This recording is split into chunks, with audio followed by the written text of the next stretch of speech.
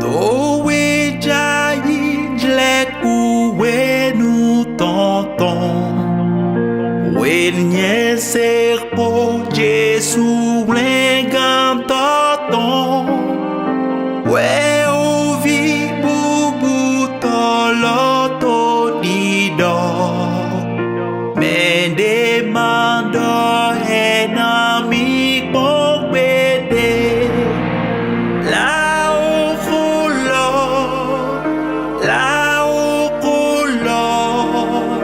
To wendak pligoton lo lakbe. Aujourd'hui, c'est le jour d'action de grâce. Et nous sommes là pour ça. Et l'Éternel nous attend avec un message poignant. Il dit que de la compassion et du service découlent des bénédictions. Mais avant d'y aller, je voudrais demander à la chorale qui connaît ce chant. Gloire, gloire, gloire à l'agneau.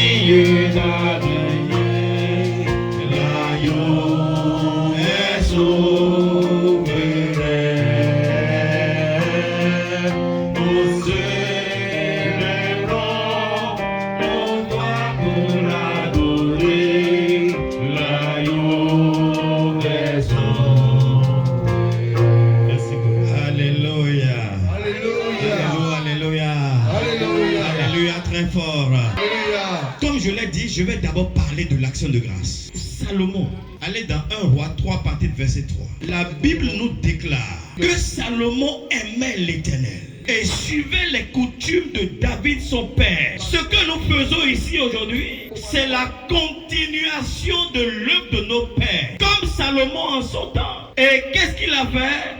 Il s'est rendu sur les lieux élevés pour y sacrifier. Et pour faire ce sacrifice, il a offert 1000 holocaustes à l'Éternel. Quand nous arrivons devant l'Éternel pour offrir nos sacrifices, pour apporter nos offrandes, nous devons nous inspirer de ceux qui nous ont précédés. Parce que ceux qui nous ont précédés ont fait d'une certaine façon et ça a entraîné, déclenché quelque chose. Il a amené 1000 holocaustes. Combien les autres ont amené? Moi, j'ai amené peut-être 3 paquets de ciment. Qu'est-ce que toi tu as amené? Peut-être que j'amène 20 tonnes de ciment. Qu'est-ce que toi tu amènes? Mais qui est-ce que l'Éternel va visiter? Parce que c'est la concurrence devant l'Éternel. Celui qui amène en quantité montre la grandeur de son cœur devant l'Éternel. Et ça n'a pas raté. Parce que après avoir apporté ses holocaustes devant l'Éternel, il s'est retiré pour se reposer. Et l'Éternel lui est apparu dans son songe. Elle lui dit, demande-moi ce que tu veux. 1 Roi 3, verset 5. À Gabaon, Oui, l'Éternel apparut oui, en songe oui. à Salomon pendant la nuit. Et Dieu lui dit, demande ce que tu veux, que je te donne. Ce que nous allons apporter aujourd'hui va déterminer la visitation de l'Éternel ou non pendant nos songes. Avec lequel nous avons donné, ça va déterminer la visitation des anges de l'Éternel. Au nom de l'Éternel, toi aussi tu seras visité. Demande ce que tu veux et je te le donne. Il n'a pas dit demande ce que tu veux et je verrai si je vais te donner. Ce que tu vas demander, je vais te donner. Donc il faut remplir les conditions de la visitation. C'est une chose d'être dans des endroits d'action de grâce à l'Éternel. Parce que ta façon de faire, de te présenter, le cœur avec lequel tu donnes ton offrande, ça va déclencher une solution. Peut-être es-tu là et que tu traînes des soucis depuis plusieurs années. Que tu as un projet non encore réalisé. Que tu as une maladie qui te ronge. Que tu as des enfants qui sont désobéissants. Que chaque fois c'est monnaie dans ta maison. Que les ennemis se sont acharnés contre toi. L'Éternel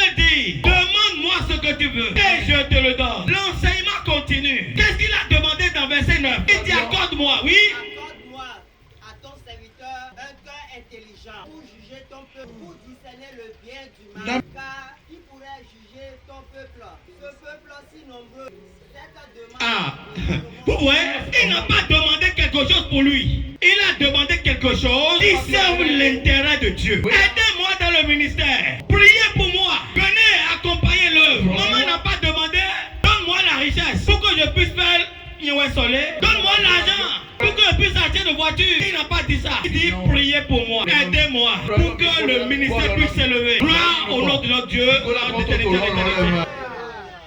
Cette demande plus à l'éternel. Parce que ça c'est l'intérêt de Dieu. C'est pourquoi cette église, cette paroisse a été implantée ici. C'est dans cet intérêt que la demande a été formulée. Alors l'éternel a été content. Et Dieu lui dit, Puisque c'est cela que tu demandes, puisque tu ne demandes pour toi ni une longue vie, tu n'as pas demandé la longue vie. ni les richesses, Tu n'as pas demandé richesse. ni la mort de tes ennemis, que tu demandes de l'intelligence pour exercer la Pour justice. faire mon travail. Oui. J'agirai selon ta parole. Alléluia. L'éternel a agi selon la demande de maman. Et l'éternel va agir selon ce que toi-même tu vas demander. En fonction de ce que tu as apporté. Est-ce que tu es venu comme observateur, spectateur, pour critiquer ceux qui apportent offrande de grande qualité, quantité, ou bien tu es venu aussi pour pouvoir apporter la joie à Dieu. Alléluia. Et dans le verset 13, il dit, Je te donnerai en outre je te donne en plus de ce que tu m'as demandé, le cœur intelligent, le cœur sage que tu m'as demandé, je te l'ai déjà donné. Mais en plus de ça, qu'est-ce que je t'apporte pour que ce lieu soit changé, pour que ta vie soit une belle vie, pour que ta vie soit une vie de modèle, que ta vie soit une vie exemplaire, que tout le monde a envie de ta vie. Oui, ce que tu n'as pas demandé. je vais te donner. Oui, Les richesses et la richesse et la gloire, afin que ton nom ne s'efface pas, afin que la gloire de Dieu soit sur toi, et que quand les gens vont te voir, ils voient le signe de Dieu sur toi, le manteau de Dieu sur toi, le nom de Dieu sur toi, le nom de El Shaddai sur toi, le nom de Elion sur toi, le nom de Shalom sur toi, le nom de Ataroy sur toi. Oui, l'Éternel l'a dit, et il le fera au nom de Jésus. Il fera pour elle, mais il fera pour nous aussi, parce qu'on n'est pas venu les mains vides, mais c'est un lieu de concurrence. L'Éternel sélectionne, c'est un lieu de sélection, mais quand vous allez à l'examen, mais c'est celui qui a prié dans ses réponses qui est retenu. C'est pas celui qui fait moi je suis enfant de riche. C'est celui qui a bien écrit. Alors quand tu vas apporter ton action de grâce ici, il faut que tu t'apprêtes à recevoir la visitation de Dieu, à obtenir tout ce qui est dans ton cœur aujourd'hui que tu veux présenter à l'Éternel, et qu'en même temps l'Éternel te donne au-delà de ce que tu as demandé. Et c'est ce que notre soeur, grande soeur, maman Anna a fait. Mais chaque fois qu'il montait pour aller offrir des offrandes à Silo, qu'est-ce qui se passe? 1 Samuel 1:10. Qu'est-ce qui s'est passé? Son mari lui donnait la double portion de ce qu'il donnait à sa coépouse Pénina. Pourquoi? Parce que l'Éternel sait, et le mari aussi sait, qu'il y a la sélection dans l'offrande. Et ce qu'elle va apporter devant Dieu doit être une offrande qui dépasse pour tout le monde. Au regard de ce qu'elle endure, on a dit que Dieu l'avait rendue stérile. On n'a pas dit qu'une tante au village est en train de faire des choses pour qu'elle n'enfante pas. Mais comment est-ce que je peux changer ce statut? Comment changer cette malédiction qui pèse sur elle? Alors que c'est Dieu même qui a décidé qu'elle soit stérile. Donc son mari a compris que ce qu'elle doit apporter doit dépasser ce qu'apportent les autres pour rentrer dans ce qu'elle attend, ce qu'elle demande de tous ses frères. Quand elle a fini d'apporter l'action de grâce et que tout le monde s'est retiré pour manger, boire, elle est retournée dans le temple. Et qu'est-ce qu'elle faisait? Elle s'est mise à genoux devant le temple, le lieu où la femme sunamite était venue en son temps là au temps d'Élysée. Son cœur est dans l'amertume et l'Éternel me l'a caché. Et Anna aussi est venue pour tester Dieu. Et elle est venue. Qu'est-ce qu'elle a dit à l'Éternel? et L'amertume, la douleur. Oui. dans l'âme, elle pria l'Éternel. Elle a prié l'Éternel. Elle a pleuré. Elle a fait un vœu. Éternel des armées, si tu daignes regarder l'affliction de ta servante, et si tu te souviens de moi, n'oublie point ta servante. Et si tu donnes à ta servante un enfant mâle, je le consacrerai à l'Éternel pour tous les jours de sa vie. Vous avez vu le lien avec Salomon? Une femme qui n'a pas eu d'enfant pendant 15 ans. qui vient demander à l'Éternel. Elle veut consacrer l'enfant à Dieu. Au lieu de garder son enfant jalousement, elle dit je te le consacrerai. Je le mettrai à ta disposition pour qu'il puisse te servir. Je veux quelqu'un pour te servir. Ce que je demande aujourd'hui, Seigneur, c'est que tu puisses me donner cet enfant pour qu'il te serve. Donc ce n'est pas d'abord ce qu'elle-même elle veut. C'est d'abord la volonté, ce qu'il faut pour l'Éternel. L'intérêt de l'Éternel. Les hommes sont toujours tournés vers leur propre intérêt. Et c'est pour cela qu'on a tous les problèmes dans l'église. On ne se préoccupe plus de l'intérêt de Dieu. Plus personne ne veut faire gratuitement. Plus personne ne veut se donner à l'œuvre de Dieu gratuitement. Il attend toujours une contrepartie. Il cherche toujours son intérêt en premier plan. Mais dans le cours de la même année, verset 20, oui. Dans le cours de l'année, Anna devint enceinte. Alléluia. Et enfanta un fils. Oui. Elle nomma Samuel. Alléluia. Alléluia. Elle a dit. Demandé à l'Éternel. Mais elle n'a pas demandé simplement. Elle a demandé en visant l'intérêt de Dieu, en faisant un vœu. Et c'est pourquoi Somme 50, verset 14-15 dit apporte des actions de grâce à l'Éternel. Oui.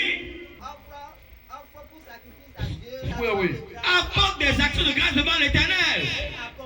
Comme Salomon et comme Anna. Et après ça, qu'est-ce qui va se passer? Invoque-moi dans la détresse.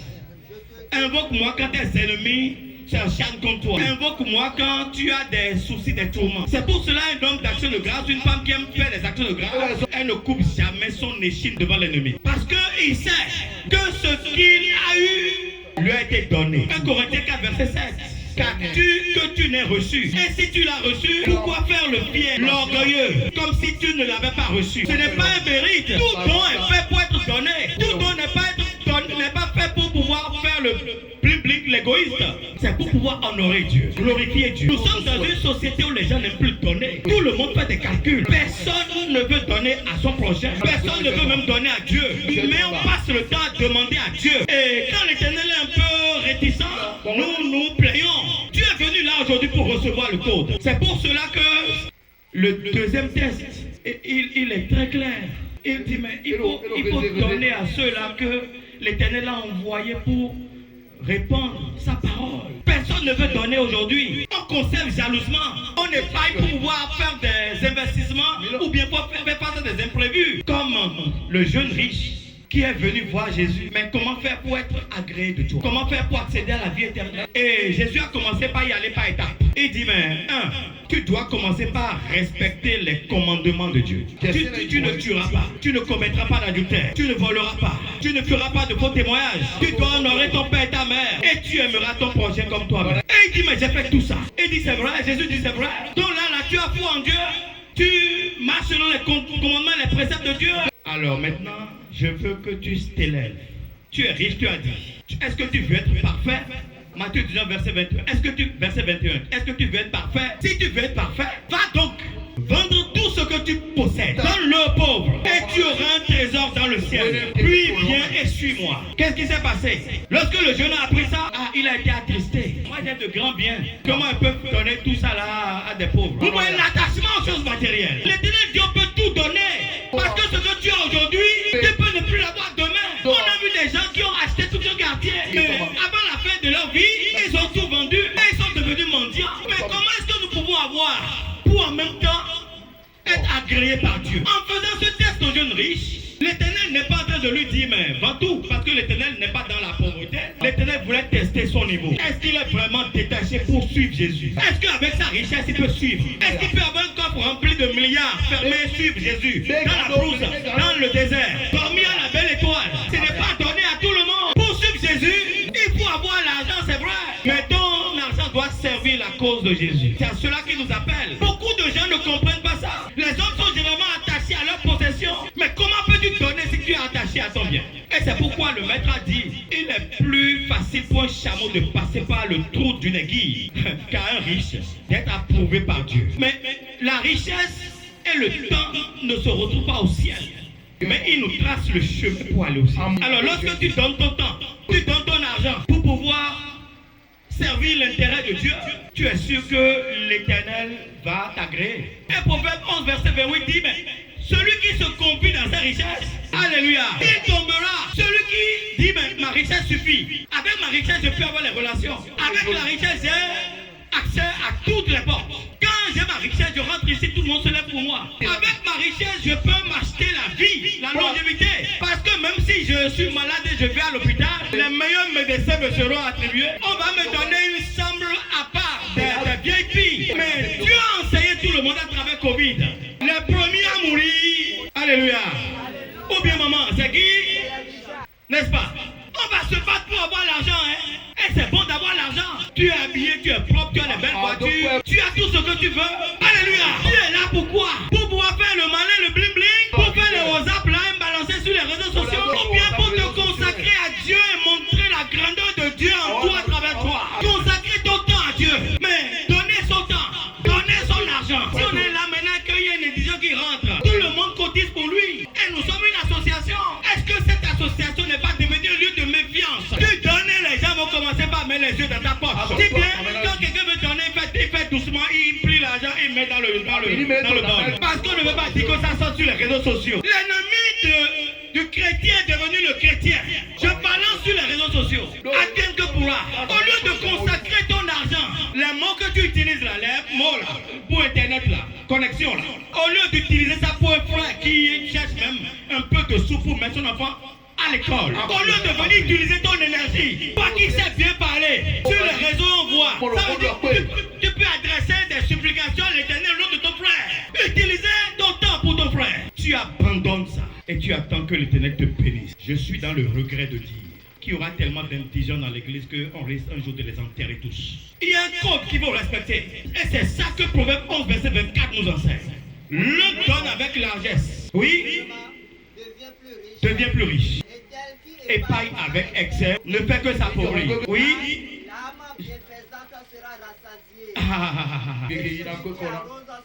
Lui-même arrosé. Ça c'est la loi de l'agriculture. Tu ne peux jamais semer et récolter quoi? Patate. Aucune main fermée ne reçoit. Il faut que la main s'ouvre. Si tu ne l'ouvres pas, ça ne recevra rien. Comme deux amis qui marchaient, on leur a donné des cailloux à garder. Chacun, en cours de chemin, il y a un, il lance le caillou devant. Un peu plus loin, il ramasse le caillou, il met dedans. En ramassant le caillou, il voit un autre caillou, il met dans sa poche. Après, il lance encore un autre caillou. Et le second qui est à côté de lui, qui a gardé jalousement ce caillou, il dit, mais toi, tu ramasses tout le temps. Et il lui dit, mon frère, pourquoi est-ce que toi, tu jettes tout le temps? Et à son second de lui dire, c'est parce que j'ai jeté. Si je n'ai pas jeté, je ne peux pas ramasser. Alléluia. Comment veux-tu ramasser si tu n'as pas jeté? J'ai un de mes grands devanciers et il m'a raconté une histoire.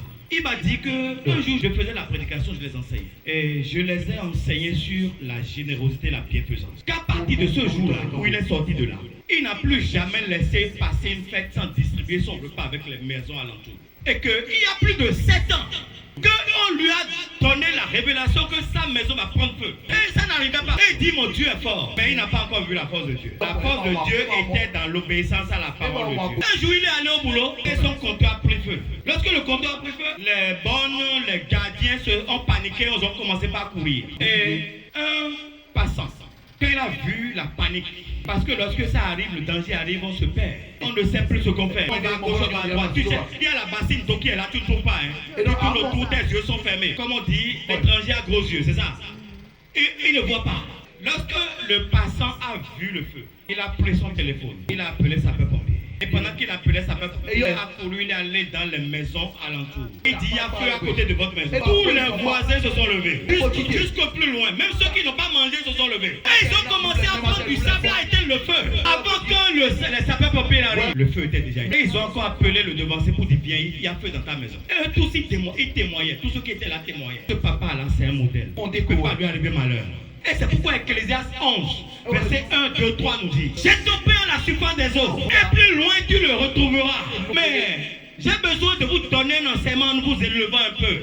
Mais qui a jamais pris son pain et a jeté dans l'eau? Le pain que tu as souffert pour boire, et que tu peux jeter dans la rivière? Non, à la surface des eaux. Retournons dans Genèse 1, on dit, le monde était informé, vide, et tout était dans les ténèbres. Mais l'Esprit de Dieu faisait quoi?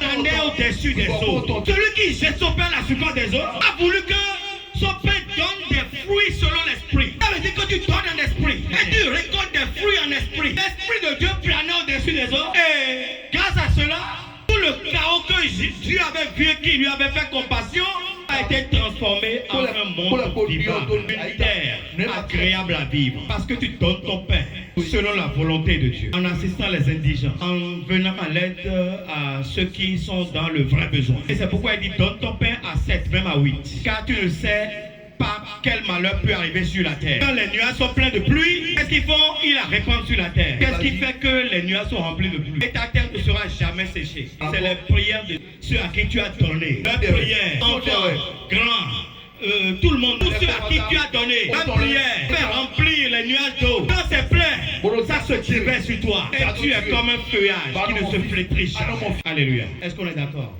Est-ce qu'on est ensemble? Et c'est pour cela, pour finir, que Jésus, quand il est revenu, et qu'il était assis sur son trône entouré des anges, pour juger, il a mis les brebis à sa droite et les boucs à sa gauche. Et il a dit quelque chose aux brebis. Verset 33, il dit venez, prenez possession du royaume de mon Père. Recevez l'agrément et l'approbation de mon Père. Parce que, oui, Le roi dira à ceux qui seront à sa droite, vous qui êtes bénis par mon Père. Alléluia. Possession du royaume. Prenez possession du royaume. Les brebis. Alléluia. Vous avez l'agrément de Dieu. L'agrément et l'approbation de Dieu sont venus de votre façon de vous comporter aussi de façon agréable devant Dieu. Parce que les brebis ont demandé, mais qu'est-ce qu'on a fait pour mériter ça? Il dit, j'ai eu faim et vous m'avez nourri. J'ai eu soif et vous m'avez donné à boire. J'étais étranger et tu m'as donné une maison. J'étais nu et tu m'as honoré, habillé, caché ma nudité. Tu n'as pas dit tes balivernes sur moi. J'étais malade et tu m'as rendu visite. J'étais en prison. Tu n'as pas eu honte de moi pour m'abandonner. Tu m'as soutenu. Parce que vous avez fait ça, je vous en donne en abondance. Pour être en position de faire ça, il a fallu quelqu'un pour vous l'annoncer, l'enseigner. Celui qui vous a enseigné. Galates 6. Celui qui vous enseigne. Il dit, mais tous ceux qui invoquent le nom de Jésus seront sauvés. C'est ça, n'est-ce pas? Mais comment pourront-ils invoquer le nom de quelqu'un qui ne croit pas? Et comment peuvent-ils croire en ce nom-là si personne ne leur a annoncé? Comment quelqu'un peut-il l'annoncer s'il n'a pas été envoyé? Comment peut-il être envoyé s'il n'a pas été préparé, équipé? Pour pouvoir dire ce qu'on lui demande de dire. Et non pas raconter sa vie.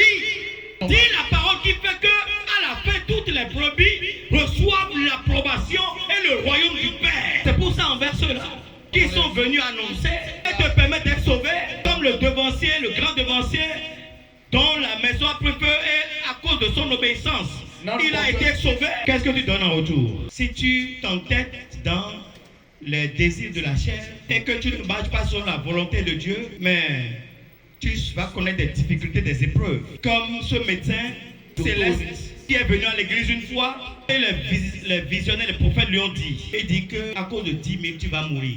Parce qu'on a vu que 10 000 étaient attachés à un fil. Et celui qui tirait le fil, on ne voyait pas. Mais lui courait derrière les 10 000 pour attraper les 10 000. Mais celui qui tirait le fil, il s'est retrouvé dans une fosse avec les 10 000.